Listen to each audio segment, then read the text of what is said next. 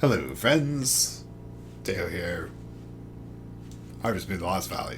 That's what we're playing today. Here we go. We're gonna open it. I was talking about feeling kind of like chill. Like I did have kind of a. In my last video, I was talking about feeling kind of chill. I did have kind of a.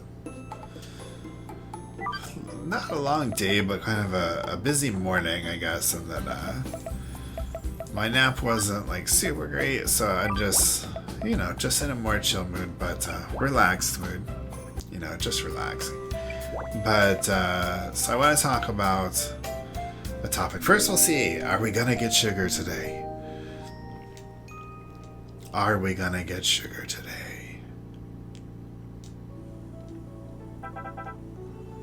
Yeah, the Red Harvest has. We have the recipe. We just need sugar, lady. Nothing. We got nothing. Look, it's right here. Strawberry jam. We have the recipe. We have strawberries. We just need sugar, but we can't. We can't do sugar because we need to meet the people who give us sugar, and they're like not appearing.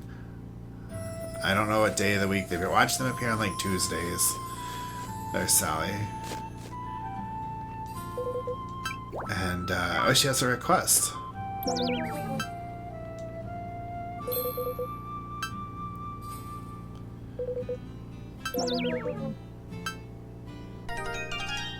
We got another request from Sally.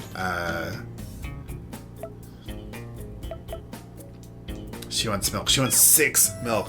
And fortunately, I've been saving up milk, so, we can give her the milk.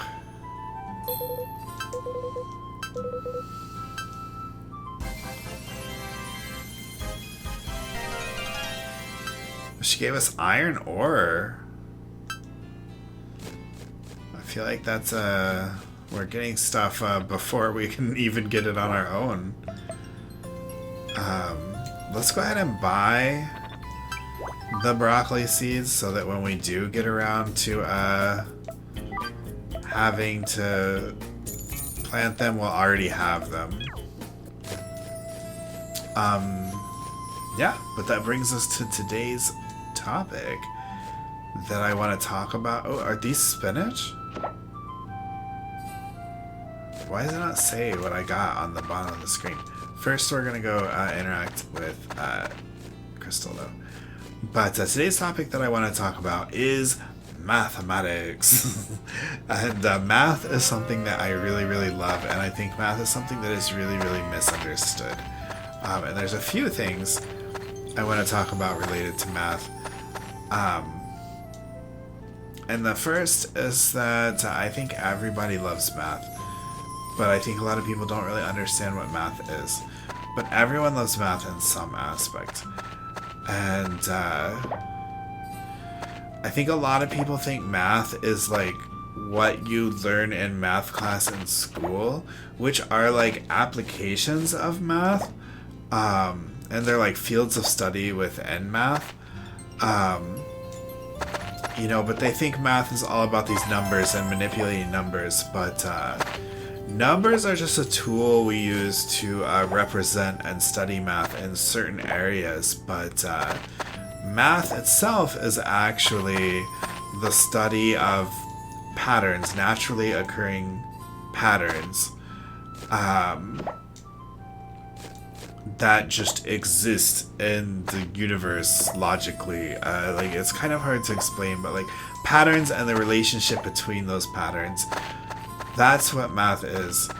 Sometimes we can use numbers to represent that, but that doesn't mean that math is the numbers themselves. It's like saying that like a ball is a sport. Like, a ball is not a sport. Sometimes you use a ball to play a sport, but sport itself is not a ball.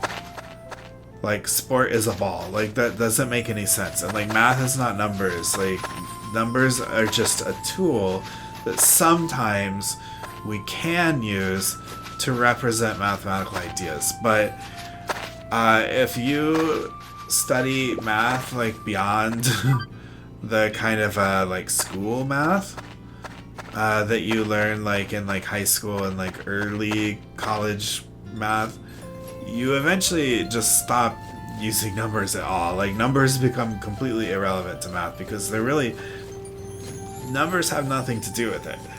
And you know, I think a lot of things are math that we don't think about. Like I think people don't realize how much math is in something. Oh, we got, oh, we're giving him the spinach. Let's see what he gives us. Purple pansy seeds. Okay. We've done 10 requests now. Nice. But, you know, like, there's so much math in sports. There's so much math in art. Like, even, like, the concept of what looks beautiful in art can be described mathematically. Like, we have things like the golden ratio and the silver ratio because, like, certain patterns like naturally appeal to people more than others and things, and these are because of their mathematical properties. And you know, if you actually get into art, doing things like color theory and like anatomy and structure and composition and all of those things are mathematical. Like you're studying the patterns and how those patterns and the relationship between those patterns with each other. I can't even describe it well because I'm not well spoken, but you know, you're doing a lot of math when you do art, and a lot of people think math and art are like two like completely separate things that are like polar opposites, but art is actually a lot of math. And especially like the art of music, like people, like once I talked about how music is math to someone, to a musician actually, and he said something along the lines that, well, music could be expressed mathematically, but music and math are pretty different things. But the entirety of music and music theory is completely mathematical, and like music composition and even music appreciation is math. Like what you're enjoying and studying and creating is patterns, and what makes music is the way those patterns relate to one another and like the spaces between notes and wavelengths and things like that. And like I would even go as far as to say music theory and music itself is another field of mathematics in the same way geometry is. Like you have like geometry, algebra, arithmetic, and music. Like those are all like they're all like just fields of mathematics. You know, you happen to use numbers in some of those other ones, but in music you happen to use sound, and you know, in music theory you use like notation and stuff like that. But it's all a mathematical study and a mathematical performance. Like there's like music is math, and like everything, just like everything is math, but like music is particularly math. Music is like the mathiest thing that could exist outside of like, no, music is just math. Like that's just how it is. sorry guys, but music is math. If you like music, you like math. Like you enjoy a field of mathematics. But yeah, when you enjoy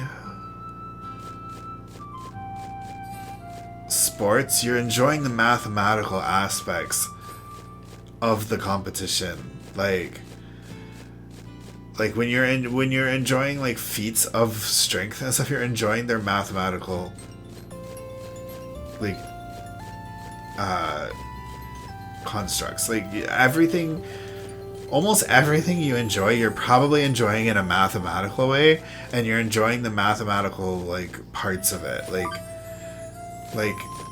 yeah, like Harvest Moon. What I'm doing, and like all I'm doing when I do this like terraforming stuff, this is pure like mathematical enjoyment. Like the relationship of the size of these little squares to each other and their positioning and everything. That's all math. And what I'm enjoying is in the creativity of it is the mathematical layouts. Like I'm enjoying the math aspect of these squares. Like like the patterns is what I'm enjoying, and that is math. And yeah, so I think that everyone loves math. They just don't realize they're loving math because they're loving it in a way different than what they learned in middle school. And they're not realizing that patterns and the relationship between patterns is the math, like not the numbers. Like the numbers is just one way to express a mathematical idea, but the math itself is the patterns. But let's go back to the numbers. And one thing I'm also a big proponent of is that learning math is good, and that learning how to use the kinds of math that you do learn in school can really help you in a lot of ways. Like I feel like the better you understand mathematical concepts, the better you are at everything, because math is the patterns that pretty much construct the world around us. And the more you can think about these patterns in a variety of ways, I think the better you can understand the world around you and be good at the things you want to be good at. And like I think that getting better at math will make you naturally better at art and music and things like that. Like I think if you study math, then you'll just be better at everything. And I think that it's a thing. Like I'm probably being a bit pretentious with it, but I do think that everyone should learn math. And but that brings us to another topic related to math, and that's that a lot of people think math is very hard, when math is really just abstractions of 1 plus 1. Like if you can do 1 plus 1, you've already mastered all of the skills to understand all of like math that you learn in school. Like you can do really difficult stuff. Like if you can do math, if you can do 1 plus 1, you can do calculus. You just have to learn the abstractions that lead to there. And the problem I think most people have, I mean, there are things, there are like learning disabilities and things that, are going to prevent some people from being able to do these things well. But I think the problem most people have with math is that when you're learning these kinds of abstractions, it's they all build upon one another. So like if you miss like one concept in like 3rd grade, you've ruined everything from there on out. Like if you just didn't get that concept, then like the next concept isn't going to make as much sense, and the next concept isn't going to make sense, and just nothing's going to make sense. And you might be able to scrape by in class, but you're not like really understanding it on a fully fundamental level, and like you're screwed. That's it. You just can't do math anymore. Like, and it's not because the math is hard. it's because you missed like one easy thing. It's like if you were trying to do like build some kind of building, I don't know, and then you just didn't build the second floor. Like you can't, the rest of the building isn't going to work. Like no matter how many floors you put on top of it, like it doesn't make sense. Like it just, the building cannot be built.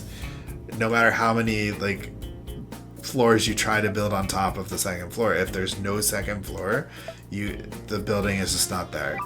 Like it can't stand. And like math is like that. You have to like have each layer of abstraction, each layer of foundation in your head to fully understand the next parts. And like,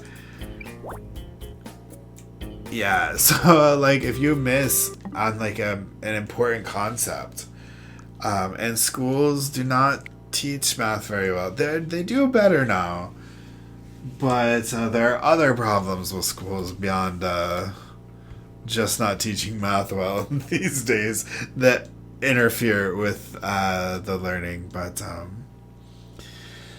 yeah, I think that the reason a lot of people find math hard is because they missed some kind of fundamental block that they needed to move forward, and they were never able to move forward because when you're in like a public school system, they don't, and you're like in high school, they're not going to sit and work with you and figure out exactly what concept from 4th grade you didn't understand and why that made it difficult for you to understand 5th grade, 6th grade, 7th grade, 8th grade. You know, like, and then like, and then rebuild all of those concepts for you from scratch. Like the way, like math being taught in a school setting like that will fail most students, I think. As in like the structure of the teaching has been a failure to the student.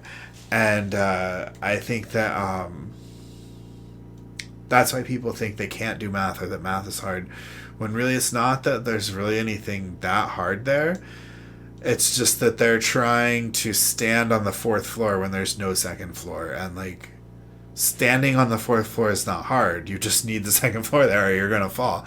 Like, I don't know. That's a bad analogy, but I didn't think of a good analogy before I started this video. And I just started blabbing. I actually wasn't going to talk about the whole like learning math being hard thing. I was just going to talk about how everything is math and math is fun and you actually love math. You're just lying to yourself. That's what I want to talk about. But math is really cool. If you do want to catch up on math, I recommend using Khan Academy. This isn't like a sponsored thing or anything. I just really like Khan Academy. It's changed over time, and like the gamification has kind of changed, and the way it used to be, I actually liked it better, but it's still really good resource for learning. And then you can use outside resources as you need, and you can really like structure a whole learning program. I actually learned, like, you know, because I grew up in the 80s, 90s, like most of my education was in the 90s, and we had really different math education back then than we do now. And a lot of people really hate on what they call Common Core mathematics, which is just some kind of weird like buzzword that people use to refer to newer math pedagogy that they don't understand. But I actually went back and learned like from the preschool, like baby math up and through calculus, and like the new ways that math is taught just like blew my mind. Like it just opened up like it just unlocked pieces of my mind, and I feel like I just got smarter learning like different fundamental ways to add numbers within 100, like for first graders. Like it was like, I feel like parts of my mind like unlocked because of that, and I just had so much fun. And calculus is my favorite subject. Calculus is super fun. All kinds of calculus. Some people only like certain types of calculus, but I like all calculus. And very fun. Trigonometry is really fun too. I really like trigonometry. I love triangles. 3 is my favorite number, because it is the smallest number of points needed to form a polygon, which is a triangle. And triangles are kind of like a very fundamental part of a lot of different things. I'm not going to go into why I love triangles now, because that's a bit too much for this video, and we're already running over time. I've been blabbing too much at the end, so come join the Discord. Maybe we can talk about triangles there. We mostly talk about Harvest Moon and Pokemon, and do some watch togethers of anime and stuff. So yeah, come join the Discord. Other than that, I will see you guys next time. Have a good one, and bye bye. And hopefully we get sugar next time.